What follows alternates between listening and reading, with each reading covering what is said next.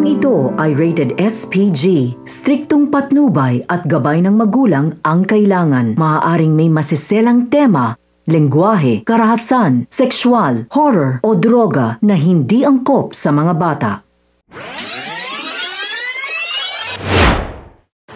Mga kapamilya, narito ang mga pinakamainit na tagpo sa FPJ's Batang Quiapo.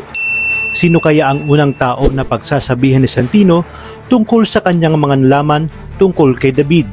Nasangkot pala ito sa illegal na droga at tinawag pang boss ng isa sa mga tauhan ng mga Montenegro. Talagang hindi titigil si Lena hanggat hindi nakakapaghiganti kina Marites at Rigor.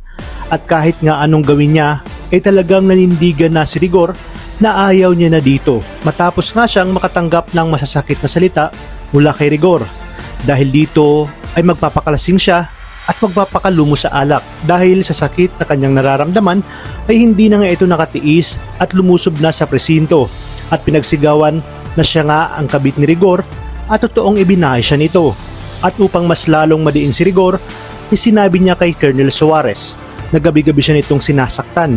Kaya naman sa pagbalik ni Rigor sa presinto ay sinabi ni Colonel Suarez na wala na itong babalikan trabaho dahil sisiguraduhin niyang matatanggal ito sa serbisyo at makukulong, na siyang labis na ikinabigla ni Rigor. Pero hindi pa dito natatapos ang lahat dahil kinabukasan ay si Marites naman ang pagdidiskitahan ni Lena. Nilusob niya nga ito sa pwesto at sinabi na kung umalis na lang ito sa bahay ay hindi siya mapapaalis ni Rigor. Sinabi naman ni Roda na huwag nang patulan si Lena dahil tila nasisiraan na daw ito ng bait. Ngunit nang papaalis na si Marites ay biglang hinablot ni Lena ang buhok ni Marites at kinaladkad malapit sa hagdanan. Kaliwat ka ng sampal ang binitawan ni Lena kay Marites, kaya naman dito hindi na nakapagpigil si Tess at pinatulan na si Lena hanggang sa hindi inaasahan na malaglag ito sa hagdan at agad na nawala ng malay. Kaya naman agad na humingi ng saklolo si Marites. Sa kabilang banda, dahil hindi magkasundo sina Mr. Wu at Lucio, ay pinalano nga ni Lucio na makihati sa paggawa ng Raid Chaser kasama sina Edwin at Santino, kaya palihim silang pupunta sa paggawaan nito.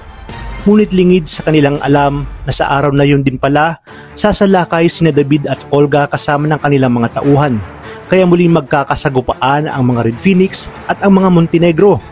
Papaalis na sana sina Lucio nang biglang dumating si David at kitang-kita ni Santino at Edwin kung papaano ring makipagsabahin ito kasama ng mga tao ni Ramon at Olga. Kaya naman malaking palaisipan ito kay Edwin, lalong-lalo na kay Santino.